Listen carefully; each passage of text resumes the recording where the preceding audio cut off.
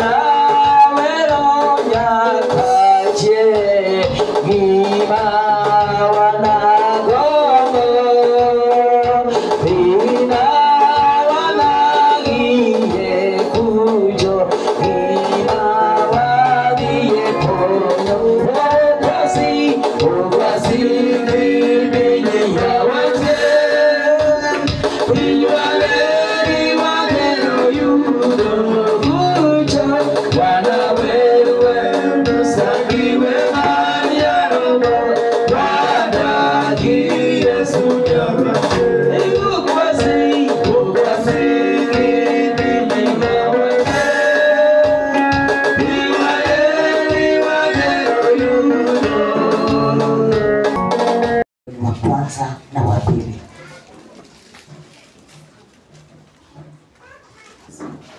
Isaya 19 kuanzia mstari wa kwanza.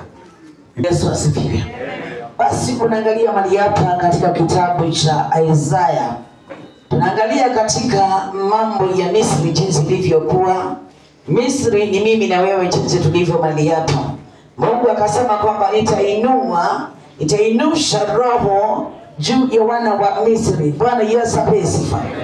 Na alipoinusha hii moyo ambaye ni roho aliyeamsha, unapata hii roho imeweza kutawala ndani ya makanisa. Unapata nduguye na dadake wanakosana, unapata dada na mwenzake kanisani wanakosana. Haya ni mambo yaliyokuwepo katika mji wa Misri. Haya mambo yalikuwepo hata kule mwanzo. Kulikuwa na mambo ambayo yalikuwa yanafanyika katika ulimwengu mwingine wa kiroho, ambapo katika mji ule ambao wa Misri kulikuwa na maneno mazito magumu mahali pale, lakini waliojitia moyo ni kwa ajili ya utukufu wa Mungu, bali walipata kutakasika. Maana Mungu alikuwa na kusudi ya kuachilia roho wa Mungu kwa ajili ya uwepo wa Bwana ukafanyike katika mji ambaye ni wa Misri. Ulikuwa ni mji mzito, maana kuna wale walikuwa na vitu vyao, kuna wale walikuwa na miungu zao, kuna wale walikuwa na mambo yao ambaye ni tofauti wapendwa. Na ndiposa tuko mali hapa, sisi ni wa Misri tulio mali hapa. Kuna wale ambao wako na mambo tofauti, kuna wale mioyo zao ni tofauti, kuna wale wana mioyo migumu, kuna wale wana mioyo mepesi, kuna wale wana mioyo ya kukasirika, kuna wale wana moyo wa kuvunjika. Wote tuko mali hapa wa Misri. Basi Mungu akawachilia roho ambaye ni roho wa Mungu, akawachilia juu yako ili utakasike mpenda mtu wa Mungu, ili ukatoka katika roho iliyo chafu, roho iliyo ngumu, roho isiyobondeka, roho inayekairi machoni pa Bwana. Bwana Yesu asifiwe. Basi kulikuwa na wakati mgumu, wakati Mungu alipoanza safari yake mwana wa Mungu, na ufunuo wake ukaanza kufunguka. Akaangalia watu jinsi wamekaa ndani ya makanisa wapendwa. Ndugu na dada yake hawaelewani, hata wanaweza kukaa mahali hapa pamoja, utapata ndugu wawili waongeleshani. Haya mambo yalikuweko, ni roho ambaye Mungu mwenyewe aliwachilia. Akataka kujua ni nani waliosimama, ni nani wanayemtumainia Mungu, ni nani waliosimama katika uwepo wa Bwana. Basi akaangalia hizo roho zinatawala, akaangalia hizo roho zinatawala, zimeinuka ndani ya makanisa. Unapata watu wanavunjika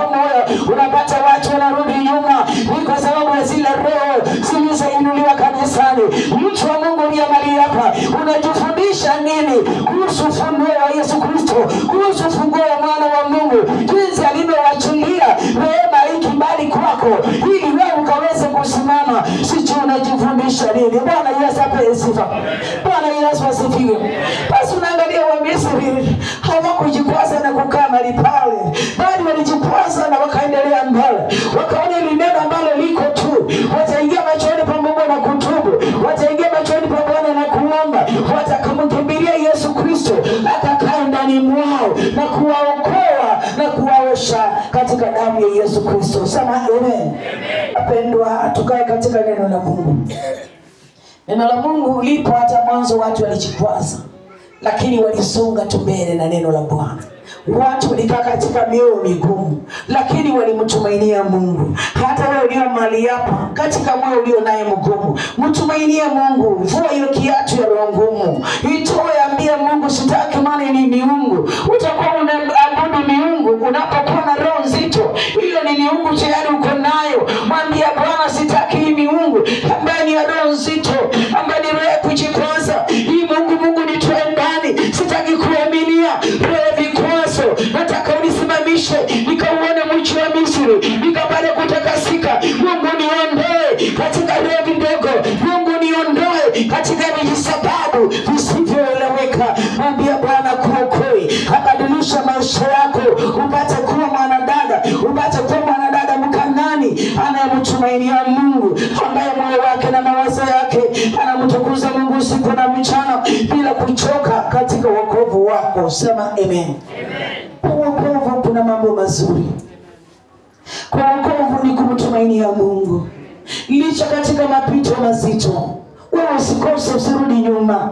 Ukasema kwamba mambo ni mazito fulani yamenikwaza, wewe kanyanga hiyo ukisonga mbele. Mwambie Mungu nataka nikae pamoja na wewe, kwa sababu Yesu alifufuka ndani mwako na akafufuka kwa wana wa Misri, wale ambao wamemtumainia Jehova. Akaangalia kila mpendwa, watu ambao walisumbuka, watu ambao walihangaika, Mungu akakutoa mahali pale. Akajua sasa umetengenezwa, akajua sasa umeoshwa, akajua sasa umetakasika.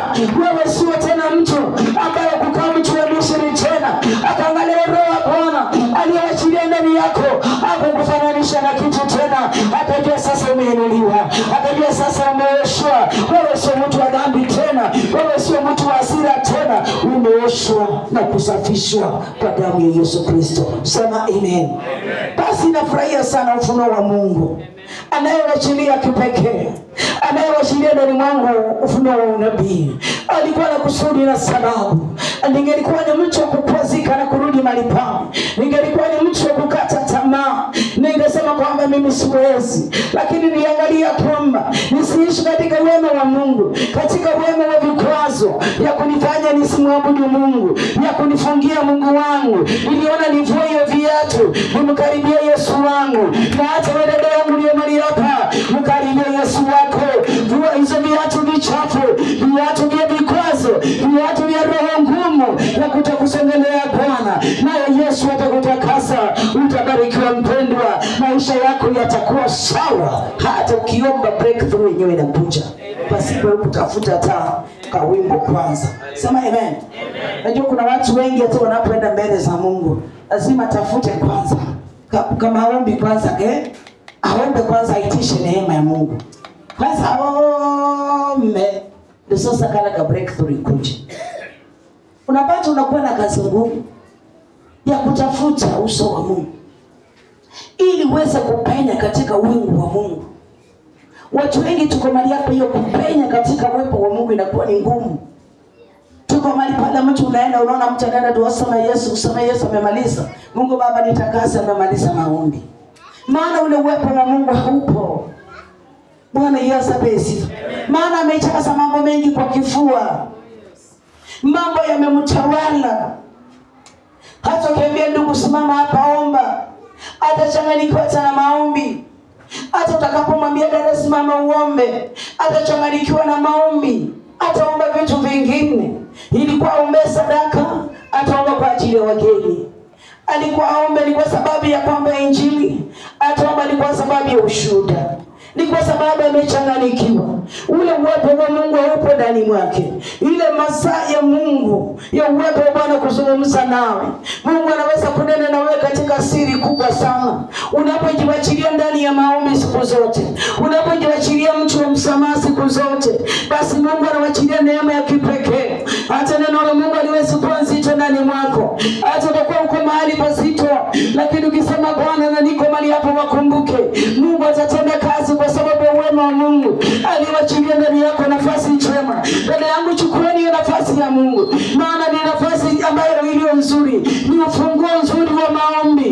Ni ufunguo mzuri wa biashara yako. Ni ufunguo mzuri wa imani yako. Ni ufunguo mzuri wa jamii. Unapojua chilipo Roho wa Bwana wanafanya kazi iliyo njema.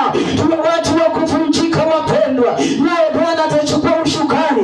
Naye Mungu atatenda kitu kilicho kizuri katika maisha yako. Sema amen. Hautakuwa na kazi ngumu ya kumtafuta Mungu. Hautakuwa na wakati mgumu wa kunyenyekea. Hautakuwa na wakati mgumu. Acha nakwambia dada, nyenyekea machoni pa Mungu. Unapata Roho wa Bwana anaanza kuzungumza. Unaona Roho wa Bwana anaanza kushuka. Unaanza unariba kontiva saida naye. Unarekotaida ndani ya kontiva saida. Na umechoa anatenda kazi iliyo njema. Wapenda tuwazilia Roho wa Bwana fanya kazi ndani mwetu. Maana Roho Mungu anafahamu mzito sana mzuri. Unapomkaribia Jehova anatenda mambo yaliyo mema. Unapomkaribia Jehova light anaconsider nine. Katika consider nation na container. Maana umeweka uwepo wako na Bwana. Umejiunganisha na madhabahu ya Mungu. Umejiunganisha na uso wa Mungu. Naye Bwana anachukua nafasi iliyo njema. Utaanza kuona vitu vinafanyika. Unasikia mpendo mtumishi wa Mungu. Nilikuwa nimeenda kutembelea dada mwenzangu. Basi niliomba mahali pale, nilimkuta akiwa mgonjwa. Alinipigia simu akaniambia amepona. Huo ni uwepo wa Mungu unaandamana pamoja nawe. Maana umejiunganisha na madhabahu. Umejiunganisha na Mungu wa mahali hapa. Basi Bwana anatembea na tenda kazi. Utapata kazi ya Mungu haina uzito. Utapata watu wanafanya kazi ya Mungu pasipokuwa na uzito wowote. Utoe uzito ndani ya moyo. Utoe uzito ndani ya maisha yetu. Tuachilie Jehova tutembee. Tujiconnect na Jehova Masia. Mambo yatakuwa sawa sawa. Amen.